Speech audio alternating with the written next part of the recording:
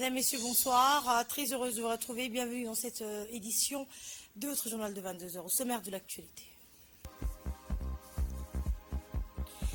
Clôture de la tournée du ministre de l'Éducation à Obok, un engagement renouvelé pour l'école en milieu rural. Et concernant le semi-marathon de Djibouti 2025, les athlètes djiboutiens dominent la compétition, c'était hier.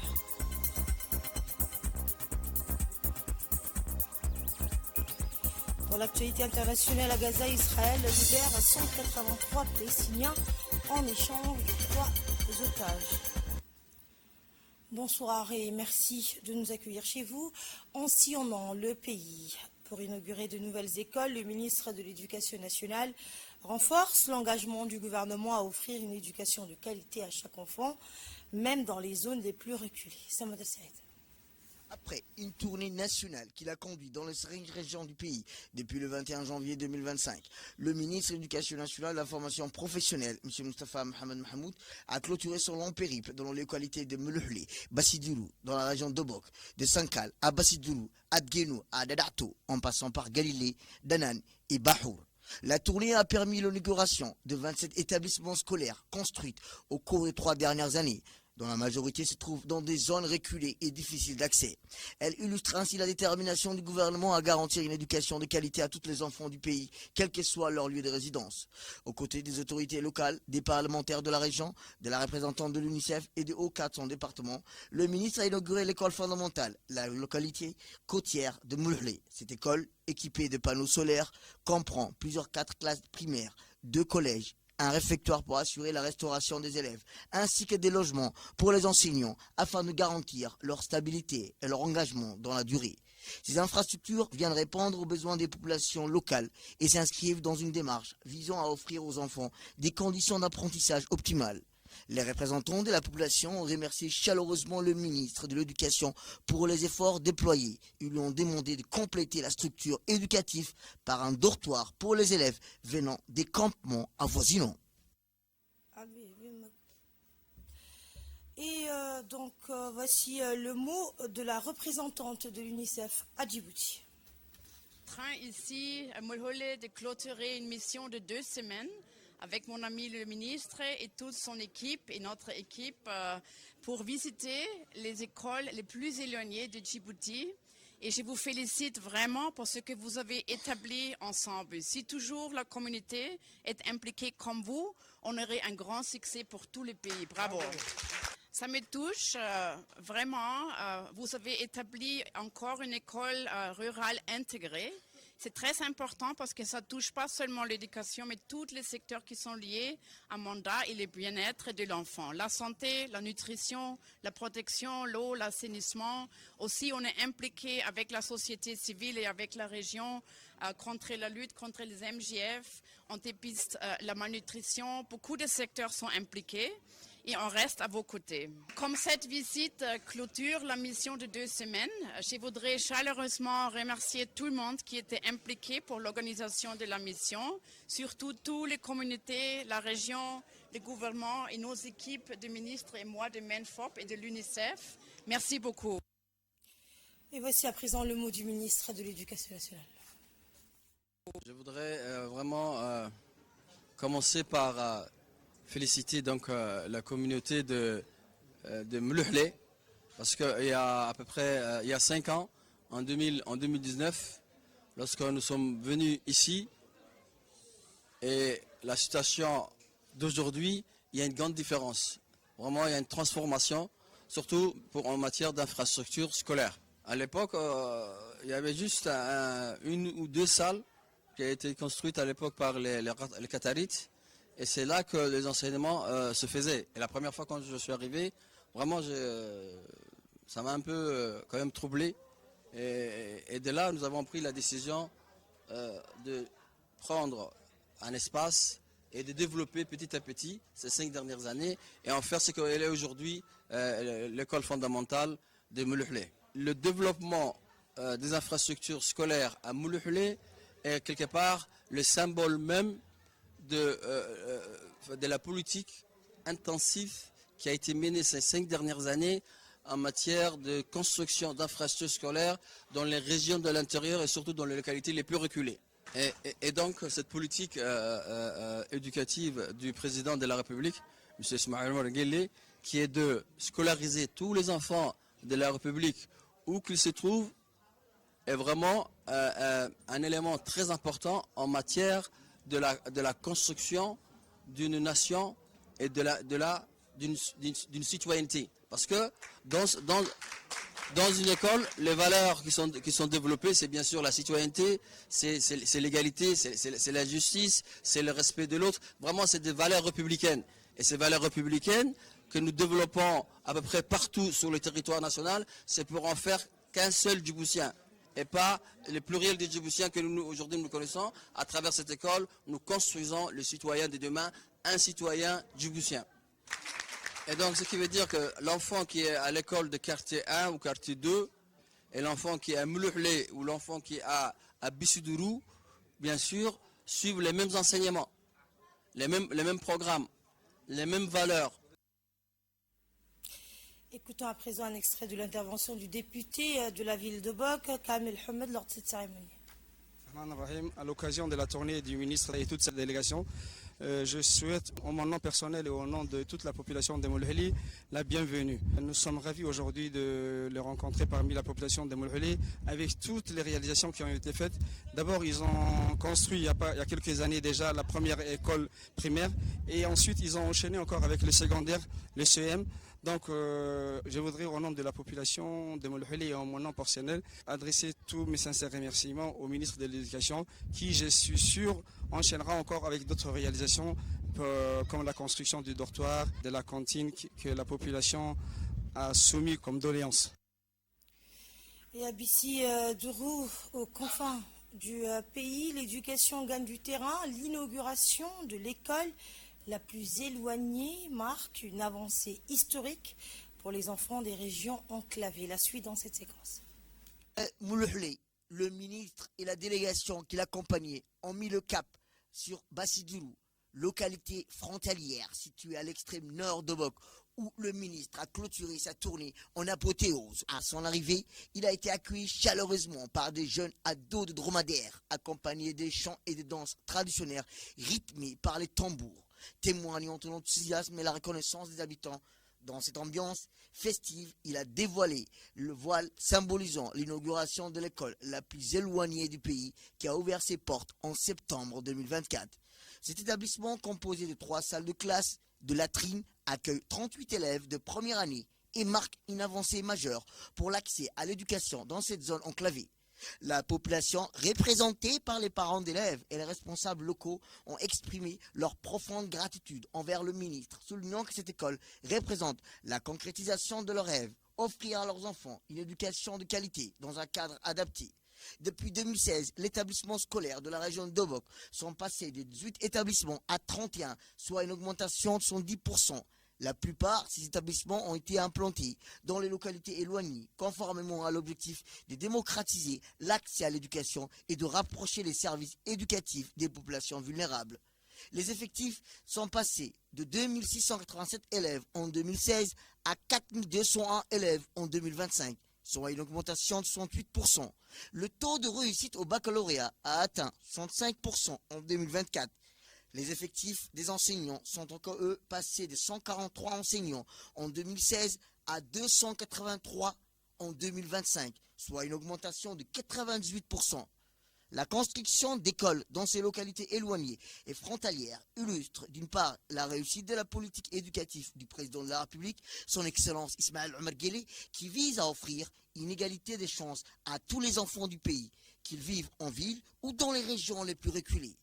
Par ailleurs, la construction d'écoles dans les zones reculées s'inscrit dans une démarche visant à garantir l'accès à l'éducation pour tous et à atteindre l'objectif de la scolarisation primaire universelle que le MENFOP projette de déclarer au mois de septembre de l'année en cours. Grâce à ces nouvelles infrastructures scolaires, la distance entre les écoles et les enfants sont réduites et les élèves des zones enclavées bénéficient des mêmes opportunités d'apprentissage que ceux des centres urbains. Cet engagement du gouvernement réaffirme que l'éducation est un droit fondamental et un levier de développement national garantissant à chaque enfant un avenir prometteur et contribuer à l'essor du pays. Le ministre de l'Éducation nationale, Mustafa Mohamed Mahmoud, s'est également exprimé à Bessiduro, localité frontalière située à l'extrême nord d'Obok, où il a achevé sa tournée. Nous l'écoutons.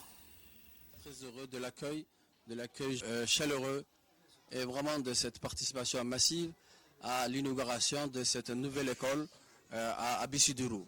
Vraiment, votre présence forte manifeste également votre engagement et le fait que bien sûr vous êtes content et satisfait de la création de cette école. J'ai vu vraiment une belle école, une école bien construite, une école vraiment flambant neuf, mais également une école où nous avons beaucoup d'enfants. Surtout en première année, nous avons à peu près 48 élèves qui sont inscrits en première année. Et puis il y a aussi ceux qui étaient avant, qui partaient dans l'école de Andoli, qui étaient donc en première année l'année dernière, sont revenus ici chez eux pour faire leur classe de deuxième année. Donc nous sommes très satisfaits et c'est la mission première de mon département bien sûr de s'assurer de faire en sorte que tous les enfants de la République de Djibouti soient scolarisés. Et s'il y a un monsieur qu'il faut féliciter et qu'il faut faire dua, c'est bien sûr le président de la République. Notre présence ici à Bessiduro est une manifestation totale et parfaite de la réussite de sa politique éducative. Mais en tout cas, il y a deux autres personnes à qui il faut vraiment féliciter et remercier parce que cette école a été construite dans l'urgence. Vraiment parce que la rentrée scolaire s'approchait. Il y avait ces enfants, on hésitait, on ne savait pas s'il fallait allumer la navette qui les amenait. Il y avait d'autres enfants qui devaient être inscrits en première année. Donc il fallait très vite prendre la décision. Donc avec bien sûr la supervision et l'information que nous ramenait Selnassi et qui me mettait à moi aussi la pression pour que je puisse prendre une décision. Mais également mon ami Moussa Excellence, à qui j'ai fait appel quand j'ai vu qu'il y avait une urgence et qui, en moins de 2 mois, a construit ces infrastructures. 3 salles de classe, bien sûr également les toilettes de l'urgence, parce qu'il fallait scolariser. Donc il faut également le féliciter. Et d'ailleurs, nous avons décerné une attestation de reconnaissance, parce que c'est pas seulement à Bessiduro qui nous a accompagnés et nous a aidés, mais également à Dadato, lui aussi, là, quand il y a eu la tempête, c'est lui qui a construit dans l'urgence ces 2 salles de classe. Donc c'est un monsieur vraiment qui fait beaucoup pour sa région. Et donc merci Moussa. L'actualité de ce 22 heures, c'est aussi cette 24e édition du semi-marathon international de Djibouti. Le secrétariat d'État chargé des sports en collaboration avec la Fédération djiboutienne d'athlétisme et avec le soutien de Djibouti Télécom a organisé hier la 24e édition du semi-marathon international de Djibouti. L'événement s'est déroulé hier au stade Hassan Gouled Abtidon, rassemblant comme chaque année des athlètes de haut niveau venus de plusieurs pays. Cette 24e édition a attiré des coureurs de l'Éthiopie, du Kenya, de la Tunisie, du Rwanda, de l'Angola, du Burundi, de la Somalie et de la Belgique, témoignant ainsi de la notoriété grandissante de la compétition sur la scène internationale. Les athlètes djiboutiens ont brillamment dominé la course principale en occupant les 4 premières places du classement. Mohamed Ismail Fatah a une nouvelle fois marqué l'événement en remportant la première place pour la 2e année consécutive, confirmant ainsi son talent et sa préparation rigoureuse. Le podium de cette édition est exclusivement djiboutien. Première place, Mohamed Ismail de l'armée djiboutienne avec un temps de 1 heure, 2 minutes et 35 secondes. La 2e place, Aden Waberi de la garde-côte avec un temps de 1 minute, de 1 heure, 2 minutes et 40 secondes. Et la 3e place est revenue à Hassan Ouaz de la police nationale avec un temps de 1 heure, 2 minutes et 49 secondes. Cet événement majeur du calendrier sportif national continue d'attirer chaque année des centaines de coureurs, amateurs et professionnels, venus d'horizons divers. La compétition met en lumière l'excellence des athlètes djiboutiens et contribue à renforcer la place de Djibouti sur la scène de l'athlétisme international. Et la cérémonie de remise des trophées a été marquée par la présence de nombreuses personnalités du monde sportif djiboutien qui ont félicité les vainqueurs et salué l'organisation réussie de cette 24e édition. Le président de la Fédération djiboutienne d'athlétisme a souligné que la 24e édition du semi-marathon de Djibouti organisée chaque année en partenariat avec Djibouti Telecom témoigne d'une coopération exemplaire. Il a remercié le directeur général de Djibouti Telecom et son équipe pour la réussite de l'événement. Il s'est félicité des performances des coureurs, rappelant que Djibouti a remporté la course cette année encore. Il a encouragé à investir davantage dans cet événement afin de renforcer la présence du pays sur la scène nationale et internationale. Cette édition, a-t-il dit, restera gravée comme un symbole de passion et de talent dans une ambiance dynamique et positive. Dans l'actualité également, la société de gestion du terminal de Doralé, la ZTD, a accueilli donc l'arrivée de 10 nouveaux portiques à pneus RTG livrés à bord du navire Yuan Fu. Cet investissement stratégique vise à renforcer la performance et l'efficacité du terminal. Lors de la réception qui s'est tenue sur le quai, le CE de la SGTD, accompagné des responsables techniques et logistiques, a supervisé cette étape clé du développement des infrastructures portuaires. Ces équipements de dernière génération permettront d'optimiser les opérations de manutention, de réduire les délais de traitement des conteneurs et d'améliorer la fluidité du trafic au sein du terminal. Le terminal de Doralé, fleuron national et pilier stratégique du commerce maritime djiboutien, joue un rôle central dans un développement économique du pays. Le directeur général de la SGTD, Abdoulaye Adawi Segat, s'est réjoui de cette acquisition, soulignant qu'elle permettra de renforcer les activités du terminal et d'améliorer encore davantage la fluidité des opérations. Today we have the great opportunity, the chance to welcome new equipment for SGTD Doralé Container Terminal. Au micro de la presse, le directeur général de la société de gestion du terminal de Doralé a récemment annoncé une série de mesures visant à améliorer les opérations portuaires. Lors de cet événement destiné à la mise en service de nouveaux équipements, il a détaillé les étapes de vérification, d'inspection et d'analyse, toutes essentielles pour garantir que les machines sont prêtes pour l'opération et la mise en service.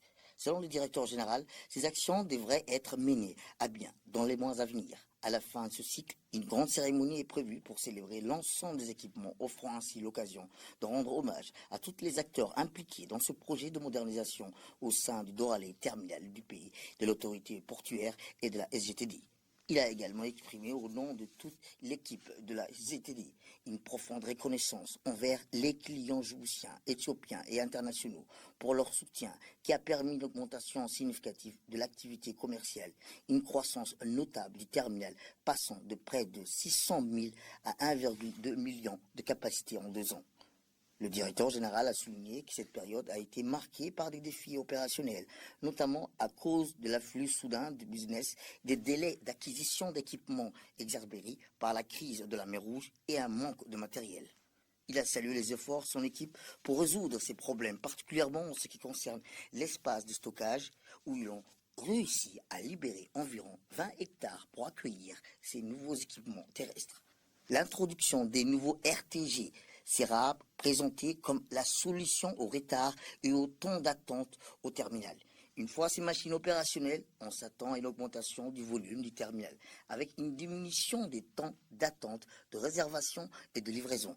Pour les clients terrestres, notamment l'Éthiopie et Djibouti, ainsi que pour ceux du côté de mer, ces équipements permettront d'accroître la capacité de transbordement avec l'espoir de battre un nouveau record l'année prochaine, a-t-il ajouté le directeur général du SGTD.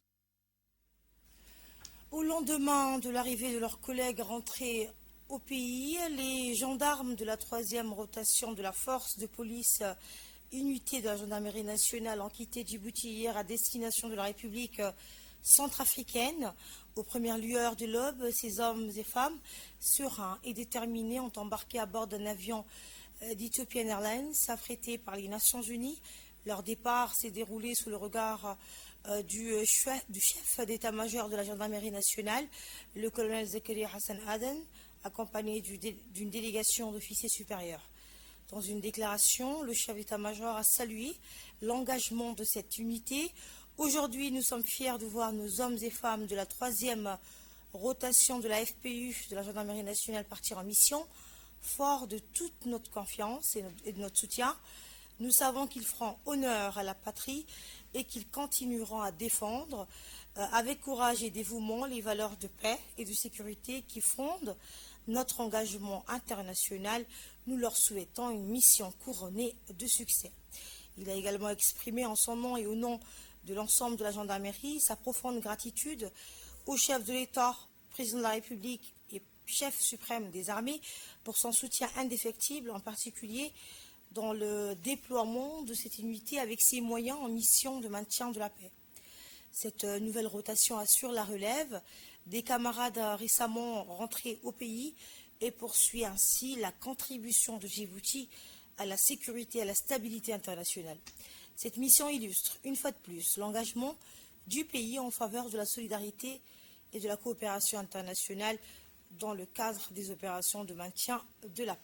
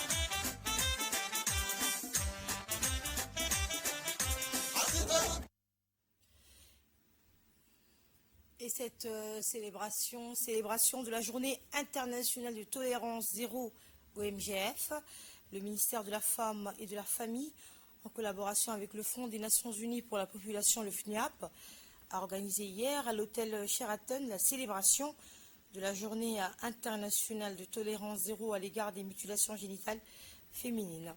Cet événement revêt une importance capitale dans la sensibilisation contre cette pratique néfaste et ses conséquences dramatiques sur la vie des filles et des femmes. L'atelier donc a rassemblé des cadres du ministère, des représentants de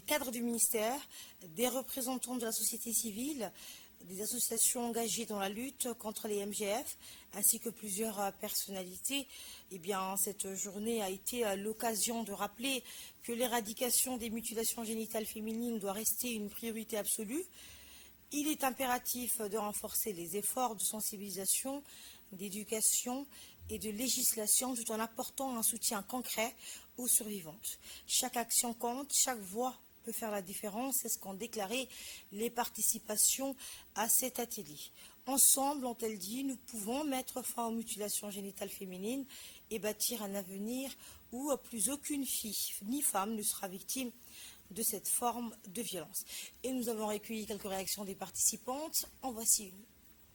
Aujourd'hui, il nous a rassemblés. C'était la thématique, dans le panel auquel j'ai participé, c'était la thématique des freins et des résistances que nous pouvons tous observer dans la lutte contre l'excision. Et donc, pour moi, ce fut l'occasion de rappeler que nous avons une mobilisation institutionnelle et politique très efficace dans notre pays qui a porté ses fruits, puisque nous avons aujourd'hui une génération de filles qui ont été épargnées par cette violence de genre, et que la question de la résistance, elle a à voir aussi avec non pas seulement elle n'a pas trait qu'aux normes et aux représentations et à un imaginaire social autour de l'excision qui perdurerait dans notre pays. Dans l'actualité également, la salle de réunion du quartier général de la garde côte-djiboutienne située donc à la Escale a accueilli jeudi la 6e réunion du comité conjoint de coordination dans le cadre de la 3e phase du projet de renforcement des capacités de la garde côte-djiboutienne, présidé conjointement par le colonel Ouaez Omar Borré, commandant de la garde côte-djiboutienne, et M. Kaneda Massayebki, représentant résident du bureau de la JICA à Djibouti. Cette réunion a réuni plusieurs personnalités, dont le directeur adjoint de la JICA, le vice-amiral à la retraite et conseiller en sécurité maritime auprès de la JICA, et donc le chef d'équipe de l'association japonaise pour la sécurité maritime. L'objectif principal de ce projet est d'assurer l'avenir et le développement stratégique de la garde côte-djiboutienne en renforçant ses capacités opérationnelles et logistiques. En clôture de cette rencontre, un protocole d'entente a été signé entre le colonel Ouaez Omar Borré et M. Kaneda Masayuki, scellant ainsi l'engagement des deux parties dans la poursuite de cette coopération essentielle pour la sécurité maritime.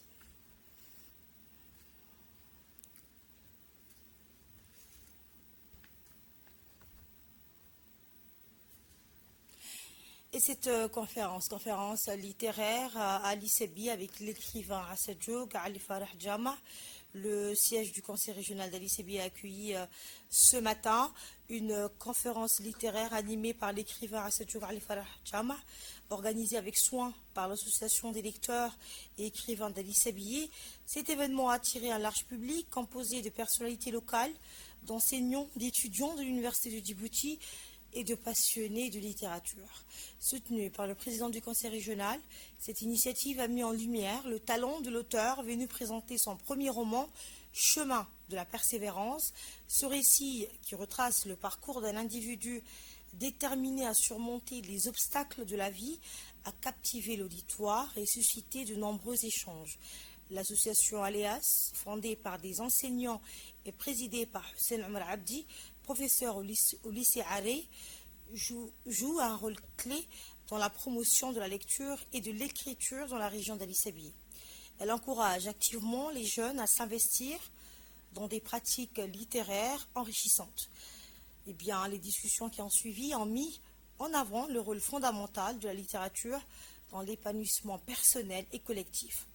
La conférence a été saluée pour son caractère inspirant, rappelant que la persévérance est une clé essentielle du succès, tant sur le plan individuel que communautaire.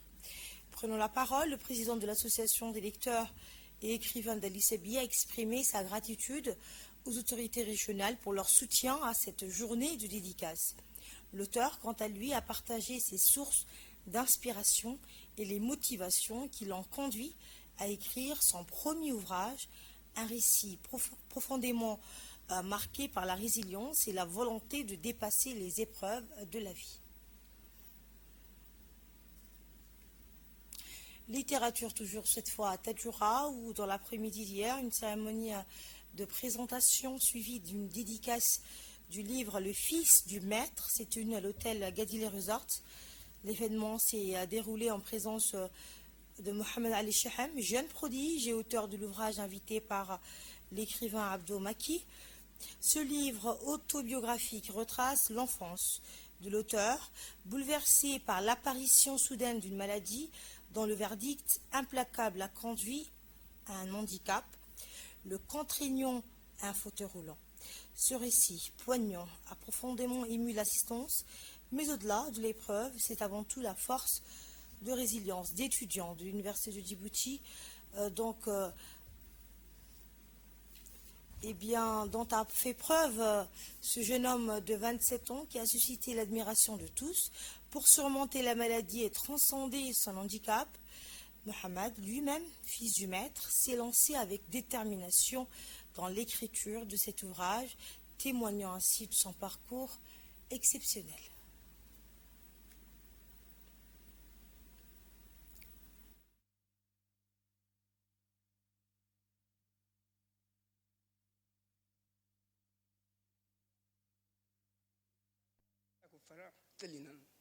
Écoutons à présent un extrait de l'intervention du préfet de la ville de Tadjoura.